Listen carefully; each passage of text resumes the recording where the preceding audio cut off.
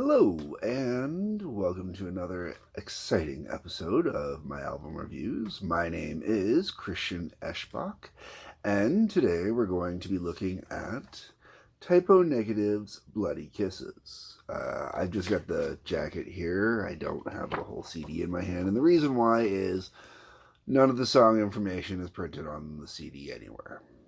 It's only inside the liner notes, so I have to go in the liner notes to look at it, which is a slight annoyance of mine. I do love that they went a more simplistic approach where they focused on the band. I like to have the song list somewhere on the album works. My hang up. That's just me. Anyways, moving on. So, this is the album that introduced me to Typo Negative, and I absolutely still love Bloody Kisses to this day. Bloody Kisses came out in 1993. I believe I picked up the album 94, maybe 95 at the latest. I was a little bit late getting into Typo Negative, but that's just because they did not get radio exposure. And the reason they did not get radio exposure is their songs are hugely long, immensely long, enormously long, okay? There are 14 tracks on this album. 6 of them comprise of basically soundscapes. Typo Negative liked to fill out the CD as much as they could, so they put all their songs on there and then they'd fill out the rest with these cool little soundscapes, stuff like that. Most of the soundscapes usually ran 30 seconds to 2 minutes, so if you look at 6 of those there, even not the full amount of time of 2 minutes each, you're looking at 12 minutes, and that gives them another 64 minutes to fill up with 8 songs. Do the math, okay? So, let's dig into the album now that I've given you a rough setup. So the first song is Screw Machine, or first track is Screw Machine, sorry. This is a soundscape. It's basically, in its own little way, it's juvenile. It's, 2 ladies going at it and moaning intensely with some other stuff mixed into the background to make it sound mechanical-ish. Screw Machine. Or Machine Screw, sorry. Machine Screw. Alright, so moving on from there, the first song on the album, Christian Woman. You were either introduced to Typo Negative through this song or through through the next song on here, which I'll get to, obviously. Christian Woman. Great song. It is really, I hated the music video cut for it that they played. It was too short. You had to have the full track played in its full length to truly appreciate it. The problem is the track, I don't have the exact time on me, I'm sorry, but, it's like a solid, I think, 8 minutes or close to, or maybe over 8 minutes. I don't remember 100%, but the song's broken up. Even in here, if you look at the lyrics, the songs are broken up into 3 different parts. Part A is Body of Christ, also called Corpus Christi. Part B is To Love God. And Part C is Jesus Christ Looks Like Me. And it really, really is this beautiful kind of poetic homage to this desirable yet unattainable woman. And trying to appeal to her in any way, in shape, or form whatsoever. And, that's how that one goes.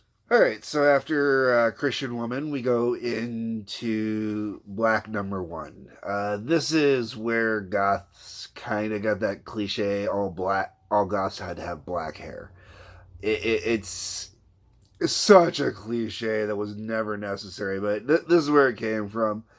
And this is an ode to that, but it's really not, if you really, really listen to the lyrics, it's a tongue-in-cheek kind of, stay away from those dyed black-haired motherfuckers, fuck you guys. At least that's the way I take it, it's like, you hot, but no, you dangerous. my take on it. Everybody can have their own take, right? Either way, it became like the cliche sum up of goth for the 90s, past the 90s. Return of the Goth is still going to be headed by Black Number One, okay? Anyways, from there we're going on to another soundscape. Fay Ray come out and play. Fay Ray come out and play. Oh, yeah, you think it'd be easy to remember. Ode to King Kong. That's how I take it. It was an ode to King Kong. There we go into the song Kill All the White People. Kill All the White People was... The band took a hit for a song on one of their previous albums that was seen as being very racist. So, Typo Negative, in their own tongue-in-cheek way, did their little song called Kill All the White People, where they basically referenced and made it harken back to the old Black Panther extremists. Okay, let's be clear, the extremists, okay? So they were trying to make a point. And the point is every group sees stuff from their racist kind of point of view. However, I think the point kind of fell on deaf ears. But goth always kind of, it's only, like I've known differently, but it's only through the media in recent years that goth has started being seen as something other than just, a bunch of white people. I don't know. You would have thought Antonio Banderas being in Interview with a Vampire would have helped fix that notion, but no. Anyways, from there we go into a cover.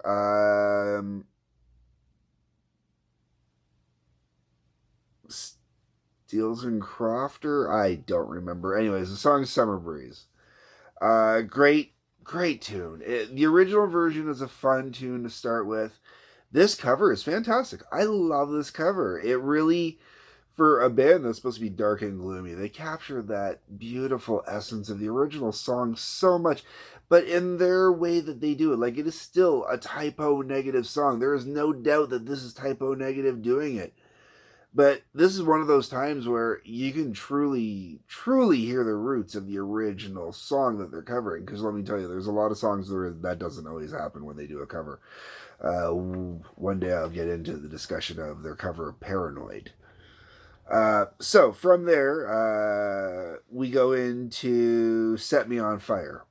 Now, I should mention that some of the songs on here, some of the shorter songs on here, they're shorter tracks. They don't have a lot of lyrics to them, but it's because they really are exploring the music in the song.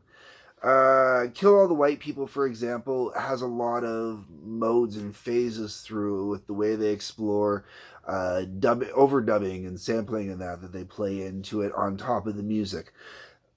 Whereas when you get to Set Me on Fire, it really it's a nice blend. It takes you right out of Summer Breeze. It keeps it nice and warm and friendly, and it just kind of carries you on. It doesn't have to say a lot. It's just this beautiful music, really, that takes you on this wonderful trip, this wonderful journey. Really, honestly, I'll be honest, I've sat out in a field listening to these Typo songs in the middle of a sunny day, which is not what you would think with Typo Negative, right? You're out in the nice field. Anyways, Set Me on Fire is a wonderful song that way. It really, really is. From there, we're into another soundscape, Dark Side of the Womb. Dark Side of the Womb, to me, is basically a continuation of Machine Screw, First the machine screws, knocks you up, and now you're in the dark side of the womb giving birth. And it sounds just as mechanical and stuff like that. Like I said, it goes on from there. From there, we get into a song that, to me, actually had a huge impact on my life. Because the point of view of it, as a person who tries to be as center as possible, possible. I tend to play devil's advocate a lot for that reason. But I like to be as center as possible. I like to be as open as possible, whatnot. Because of that, both sides of the spectrum tend to call me horrible names that belong to the other sides, you know? And because of this, I developed an attitude of hating everyone. So we get into the song, We Hate Everyone. And, you know, just to start off with, you know, the first set of lyrics is right wing commies, leftist Nazis, point their fingers, rumors lingers. You know, and from there it goes into a barrage of we don't care what you think for a while. And, you know, it's a fun song. There's so many different movements within the one song. It's fantastic. But to go back in here, towards the end of the song, you know, last set of lyrics, and a quote here. The leftists say I'm fascist. The right calling me communist. Hate, hate, hate, hatred for all, one and all. No matter what you believe, don't believe in you, and that's true. And it's true. It's so much, and it's so much worse now. Like, really, this song was in 1993, and here we are, almost a solid 30 years later. And this song very much comes back out to the forefront, except for now it's everybody hates everyone. Because look how divided it's gotten, right? So, but the center have to take it the hardest. You know, the center want to bring everybody together, but at the same time, you know, woo. Psh. So, anyways, that's why I love We Hate Everyone, and I still to this day, you know, that one comes on, I love to sing along. From there, we go into the album's title track, Bloody Kisses. Might be the only track on the album I really don't listen to that much. This album really much is very much, in a lot of ways, a love album. Full of a bunch of poetic romanticism. It really is. And in the case of Bloody Kisses, it's not so much that, it's more the mourning of loss. It's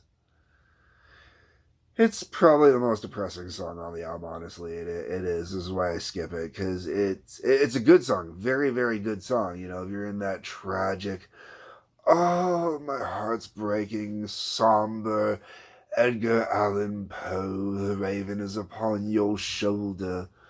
If that's the mood that you're in, great tune to listen to, but not one I generally do. From there, we go to 3.0 IF, and it's 3.0.I.F. Soundscape. It's cool to listen to. It passes some time in between there. I'm not just listening to it. I have no clue exactly where they're going with it. That's cool, though. You know, no big deal.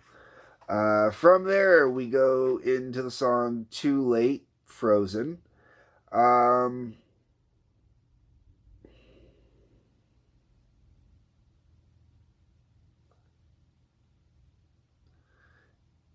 Basically, the general gist of this song is dude kind of in his way gets kind of what he wants, you know. Chick comes back and says, I'm sorry, I screwed up, blah, blah, blah, blah, blah. And he's like, it's too late.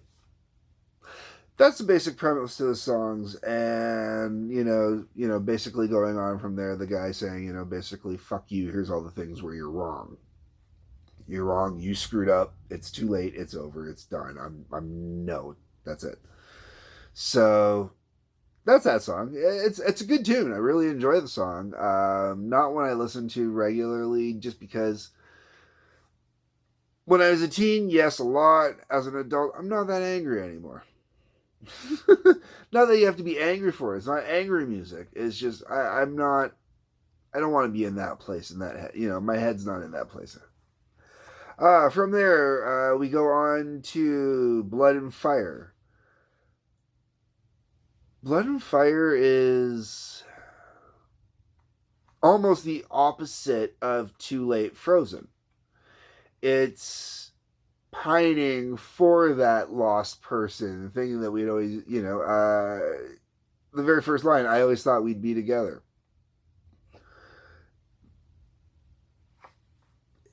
It really is. It's in its own way, it's a very I don't want to say it's a sexy song. It's not a sexy song. It wants to be sexy, but it can't be because it's too depressed to be sexy. That's but it's not a mess. It's not a mess.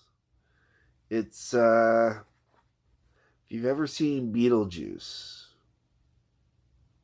it's when Winona Ryder's character is sitting there writing the suicide note right before she's gonna kill herself so she can go join the family on the other side in the afterlife. It's really romanticized in its own little way, but it's not a romantic thing. And that's kind of what Blood and Fire is like to me. It's romantic. It goes through all those parts of romanticism, but it's not romance. It's depression. It's longing. It's remorse. And then the album finishes off with "Can't Lose You," and it's basically the words "I can't lose you" repeated over and over, with the odd "No, I can't lose you" thrown into the mix. It's an okay way to end the album. I think Blood and Fire would have been the better choice to end the album with, to have the stronger finish. But because of the way the songs flow, "Can't Lose You" works as it. This album, realistically, this is very much a romantic album. It is. This album is a lot of romance. There's hurt in it. There's lots of love in it. There's scorn. The tone and the vibes and the sounds are overall gothy. In some ways cliche. In a lot of ways, it's really dark. This is a safe Type O Negative album for the most part. The soundscapes are really the only thing where it gets sexually overt, if you want, or it gets a little over the top-ish. Their first album was harsh and graphical. I'll cover it another time. This one has a follow-up to it. Quite a contrast almost. What I love though about Type O Negative is I had a buddy once who asked me to make him a mixed CD of Type O Negative because he always heard about Type O Negative but never really got into him. So I put him on there. The problem is with making a mixed album with Type O is trying to find the right balance between shorter songs and longer songs, and using radio edits versus using the full length. And there's some songs where, like Christian Woman and Black Number One, you don't want to use the radio edits. You want the full length version. Because when you listen to it, it doesn't sound like one song. It honestly sounds like you're listening to multiple songs. And when my buddy, excuse me, when my buddy Kerry Platt listened to it, he heard that. He went, wow, I thought, he's like, wow, I couldn't believe how many songs I was hearing on this album. And I go in there to listen to it, and I'm like, wait, it's still on the first song. And, it's he thought it was like 3 songs in at this point. And that is the cool part about Type O Negative. Like their songs have structured pieces when they're long and in depth. And the structured pieces aren't just the same theme throughout the whole thing carried over and over. Sometimes they return to the theme, sometimes they don't at all. But the song always progresses and takes you somewhere. If it's one of their shorter songs, it's just a fun, shorter song. It's not a huge, crazy party or anything like that. So, if you have never experienced Type O Negative and you're looking for somewhere to start, this is a good place to start. This is where I started. I think it's a solid place to start. I think this gives you a great idea of what you can expect from Type O Negative, both going backwards and forward. And I would definitely say it's not my favorite of their albums, but it's arguably one of the best, if not the best, depending on who you ask. So yeah, Type O Negative, Bloody Kisses. I'd love to hear your thoughts on it. If you want to leave them for me, leave them in the comments. Otherwise, feel free to hit the like button. If you want to follow and get notifications when a new release comes out, make sure you hit the subscribe button. Otherwise, as always, I love you all. Peace and take care.